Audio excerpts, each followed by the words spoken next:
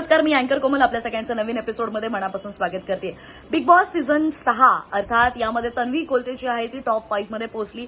पहिली ती फायनलिस्ट ठरली होती जी टॉप 5 मध्ये जाईल। तिच्या कुटुंबियांनी देवरुख येथील ग्रामदेवस्थेला गाराणं घातलेलं आहे आणि आता पहिली फायनलिस्ट जी आहे अर्थात तन्वी जी आहे ती घरातील इतर 4 सदस्यांशी लढा देते।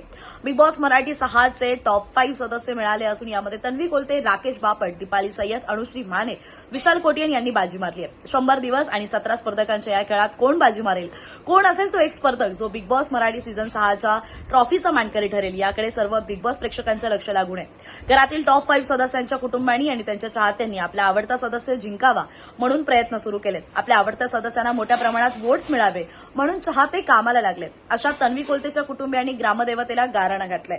मुळात कोकणात गाराणं घालण्याची पद्धत आहे। एखाद्या शुभ कार्यप्रसंगी ते कार्य नीट व्हावं म्हणून ग्रामदेवतेला गाराणं घातलं जातं।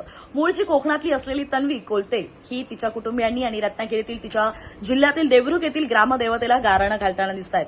तसेच त्यासंबंधी त्यांनी पोस्टही केली आहे। पोस्टमध्ये तन्वीचे कुटुंबीय ग्रामदेवतेला गाराणं सांगत आहेत। यामध्ये तन्वीच यंदाच्या ट्रॉफीची मानकरी व्हावी अशी प्रार्थना या गाराण्यामध्ये करण्यात आलेली आहे।